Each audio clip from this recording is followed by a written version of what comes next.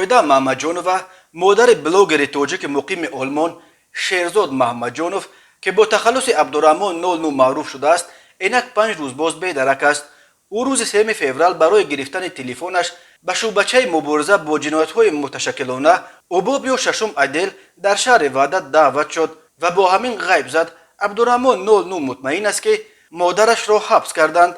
مقامات این قضیه را تا حال شرح نمیدهند. نزدیکان شویدا محمدجانووا روز 7 فوریه با یک نامه به دستگاه پرزیدنت دادستانی کل و امبودسمن تاجیکستان مراجعت کردند. ایدما محمدجانووا مادر شویدا محمدجانووا به رادیوی آزادی گفت از 3 فوریه به این طرف در بدر اداره ها کجا بودن دخترش را سراغ میکند ولی به نتیجه.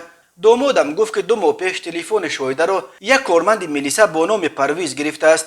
به نزد او رفتیم اما وی گفت که به دیگر جای به کار گذشته است. رقم یک کارمند دیگر را دادند. او یکم مرتبه به زنگ ما جواب داد و گفت بعد 20 دقیقه وضعیت را انیق کرده بعد گپ میزنیم. اما دیگر به زنگ های ما جواب نداد. نقل کرده است مادر شویدا محمدجانووا. طبق قانون در تاجیکستان شهروند را بدون اعلان عیبنامه و صدور حکم دادگاه تنها 72 ساعت می توانند بازداشت کنند. در این مدت دستگیر شده را باید یا به دادگاه برند یا جواب دهند. این مهلت در مورد شویدا محمدجانووا علیه روز 6 فوریه تمام شد ولی تا حال کسی کجا بودن او را به نزدیکانش نمیگوید. نزدیکان این زن خبر تصدیق نشده پیدا کردند که گویا شویدا محمدجانووا را به یک بازداشتگاه دوشنبه بردند. آنها حالا تلاش دارند تا توسط ادوکات مکان نگهداری او را معین کنند. خود عبدالرحمن 09 بر این است که مادرش را برای فعالیت‌های او بازداشت کردند. عبدالرحمن 09 با ویدیوهایش به ضد منع حجاب نام برآورده است ولی در چند ویدیوهای اخیرش از طالبان پشتیبانی کرد و حتی گفت آماده است اروپا را ترک کرده به قلمرو امارت اسلامی رژیمی که طالبان در افغانستان اعلان کردند بکوچد. او میگوید پیشا نیز مادرش را به مقامات میلیسا و امنیت دعوت و برای او بازپرسی میکردند اما از ماه‌های گذشته این دعوت‌ها فرقیت کلان داشت.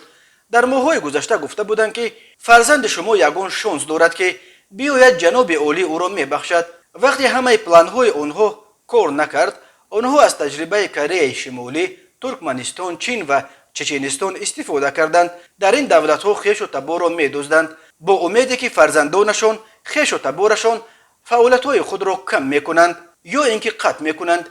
گفته است عبدالرحمن 09 در صحبت با آزادی. تعقیب خویشاوندان فعالان اپوزیسیون و دیگر اندیشان موضوعی است که مقامات تاجیکستان برای آن پیوسته از سازمان‌های بین المللی حامی حقوق تنقید می‌شوند ولی مقامات جای داشتن کدام معرکه حساب شده تعقیب خویش و تبار منتقدان حکومت را رد می‌کنند و می‌گویند که آنها در تاجیکستان آزادانه کار و زندگی دارند.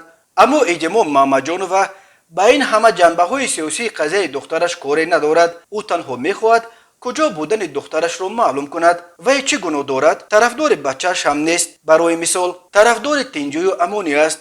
گفته است مادر شویدا محمدجانووا.